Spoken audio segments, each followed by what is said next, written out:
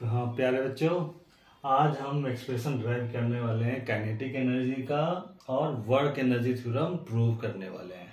ठीक है, तो हमारे पास जो काइनेटिक एनर्जी होता है, सबसे पहले हम समझेंगे कि एनर्जी कितने टाइप का होता है। एनर्जी ना दो टाइप का होता है, एक हमारे पास काइनेटिक एनर्जी और दूसरा हमारे पास पोटेंशियल एनर्जी। काइनेटिक एनर्जी जो होता है वो due to the motion of the object, ये किसके कारण होता है हमारे पास?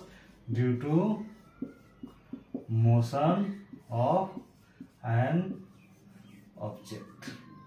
दूसरा हमारे पास जो पोटेंशियल एनर्जी होता है वह होता है हमारे पास due to position of the object, position of the object. और जो काइनेटिक एनर्जी का एक्सप्रेशन होता है वह हमारे पास kinetic energy equal to half M we square, और पोटेंशियल एनर्जी का एक्सप्रेशन हमारे पास ये एम जी एच के बराबर होता है।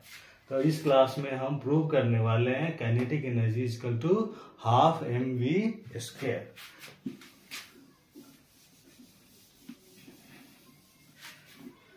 तो प्यारे बच्चों, सबसे पहले हम एक ऑब्जेक्ट को सिलेक्ट करेंगे। एक ऑब्जेक्ट है जिसका मास m रखा हुआ है हमने, ठीक है, और इसकी जो इनिशियल वेलोसिटी है वह क्या है? 0 है। ऑब्जेक्ट एट रेस्ट है, ठीक है। अब हम क्या करते हैं, इस पे एक फोर्स अप्लाई करते हैं।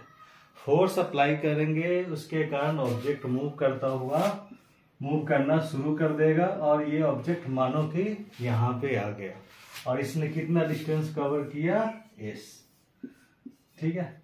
इस समय इस ऑब्जेक्ट की वेलोसिटी कितनी हो गई? v, और किस एक्सेलरेशन से गया है ये? e एक्सेलरेशन से गया। तो हमारे पास जो वर्क डन होता है, यहां से यहां तक आने में कुछ वर्क डन करना पड़ा, तो वर्क डन क्या होगा हमारे पास? Work done equal to force into displacement, ठीक है, या डिस्टेंस। डिस्प्लेसमेंट या इसको हम डिस्टेंस भी लिखते हैं। तो वर्क को हम W से रिप्रेजेंट करते हैं, फोर्स को हम F से, और डिस्प्लेसमेंट या डिस्टेंस को हम S से रिप्रेजेंट करते हैं।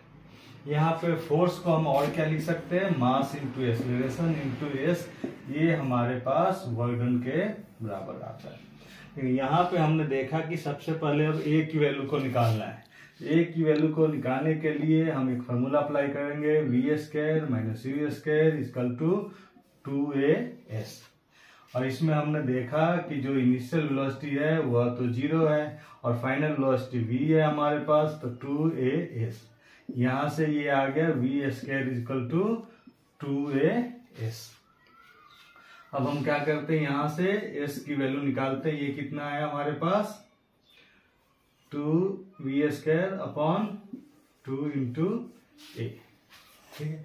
अब इस वैल्यू को हम वापस यहाँ पे पुट करेंगे, तो ये वर्क डन आएगा वो mass into acceleration into v square upon 2a। a से a कैंसिल हो गया, और वर्क डन हमारे पास आया mv स्क्वायर अपॉन 2। इसको हम ऐसा भी लिख सकते हैं, हाफ एम वी स्क्वायर। तो जो ये वर्क डन है, यही वर्क डन हमारे पास काइनेटिक एनर्जी के फॉर्म में स्टोर होता है। हम इसको क्या लिखेंगे? Work done equal to kinetic energy equal to half M we square. तो एक तो हमारे पास रहता है, ये डेरिवेशन हो गया कि work done equal to kinetic energy के बराबर, और ये हमारे पास किसके बराबर होता है? हाफ एम वी के बराबर। अब हम स्टडी करने वाले हैं वर्क एनर्जी थ्योरम, ठीक है। यहाँ पे हम जो वर्क एनर्जी थ्योरम हमारे पास होता है वह भी सिमिलर ऐसा ही है। वर्क एनर्जी थ्योरम में ये होता है कि total amount of work done is equal to change in kinetic energy of the object. क्या कहा मैंने? Work done equal to kinetic energy final minus kinetic energy initial, और ये किसके बराबर होता है हमारे पास? हाफ एम वी का square minus half m u का स्क्वायर। तो ये हम प्रूफ करने वाले हैं। तो यहाँ पे सिमिलर हमारे पास ऐसा ही होगा, एक ऑब्जेक्ट है जिसकी इनिशियल वेलोसिटी कितनी है? u है, और यहाँ पे इसकी फाइनल वेलोसिटी v है। कब? जब हमने एक फोर्स अप्लाई किया और ये किस एक्सेलरेशन से मूव किया? a एक्सेलरेशन से। और यहाँ का डिस्टेंस कितना हुआ हमारे पास? s। अब यहाँ से फॉर्मूला लगाते हैं v square minus u square equal to 2as। और यहाँ से हमारे पास acceleration equal to v square s equal to v square minus v square upon 2a।